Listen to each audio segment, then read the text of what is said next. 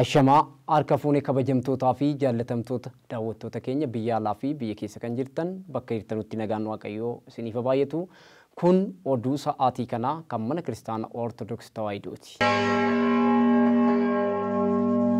Mana Kiristaana Ortodoksii Tawaahidoo biyya Itoophiyaa mana lubummaa waliigalaatti koreen olaanaa ogeessota seeraa eebbifamoo abbaa kan keenya Abuna Saawiroos hojii gaggeessaa mana lallaba waliigalaa fi Phaaphaasii manneen lallaba kibba Shawaa Lixaa fi mana lallaba Shaggar ajajaa olaanoo kawaala da'oo hirkattoota fayyisaa addunyaa eebbifamoo Abuna Diosqoroos barreessaa olaanoo guutuu yaa'ii Sinodoosii fi akkasumas immoo Phaaphaasii kibba ba'aa Tigraay fi mana lubummaa raayyaa akkasumas ajajaa olaanoo qajeelcha gurmeessaa fi galmeessa waldaalee waliin marii gaggeesse. Koreen kun ajajaa olaanoo korichaa Afamameer Abbaa Gabrasillaasee Geetinatiin durfamuu waxabajjii 7 bara 2017 mana lubummaa waliigalaatti marii bal'aa eebbifamtoota abboota waliin kan godhe ala ta'uu guyyaadhuma kanatti gama walitti qabaa koree ogeessa seeraa obbo Ayyaaloo Bittaanootiin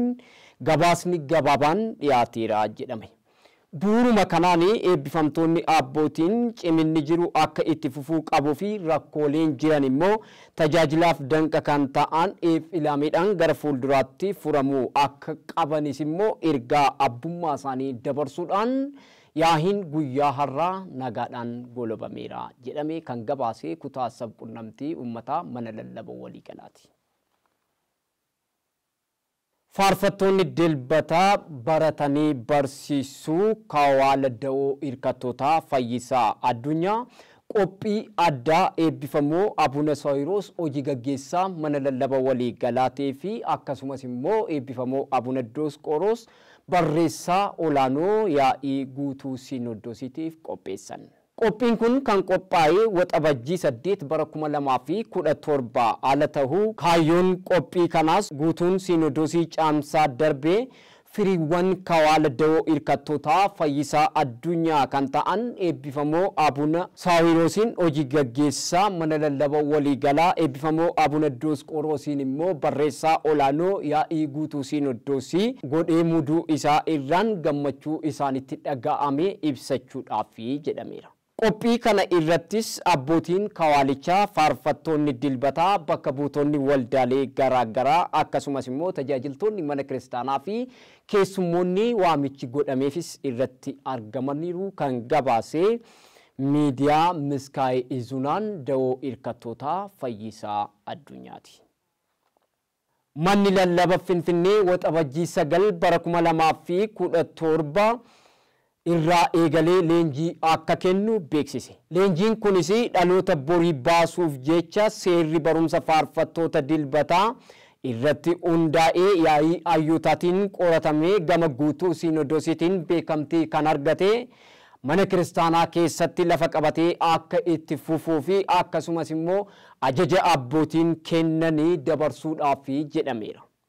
Bu'uuruma kanaan tajaajiltoonni mana Kiristaana Ortodoksii Tawaahidoo mana lubummaa kutaa Araadaa Gullallee Boolee kutaa magaala Yekkaa Kolfee Qaraaniyoo Aqaaqii Laaftoo Lammii Kuraa irratti tajaajilaa jirtanii galma mana Kiristaana Ortodoksii Tawaahidoo Saaliita Miratitti ganamarraa sa'aatii 2:00 irraa eegaltanii leenjii kana irratti akka argamtan ala jedhu waamicha isaa dabarseedha.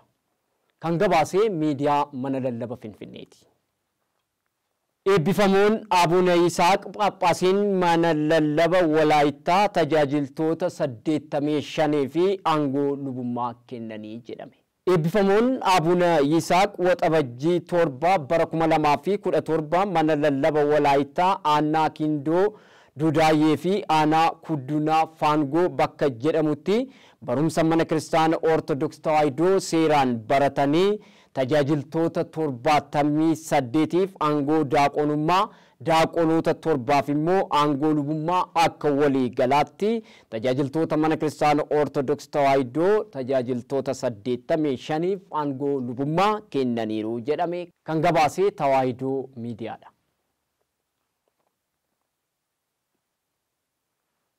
Yaahiin guddichi maahidoot ለኢትዮጵያ kan jedhu marsaa 12ffadhaa fi galma miiliineemitti waxabajjii 8 bara 2017 gaggeessame. Yaahii kana irrattis abbootiin tajaajiltoonni mana kiristaanaa namoonni ogummaa aartiitiin beekaman keessummoonni kabajaa fi waldaaleen garaagaraas irratti argamaniiru. Oduun sa'aatii kanaaf qabannee isiniif dhiyaanne asirratti xumurreeti jirra. Qophiin televezyiinii EOTC afaan Oromoo itti fufa. Nagaan Waaqayyoo hunda keenya wajjin haa ta'u.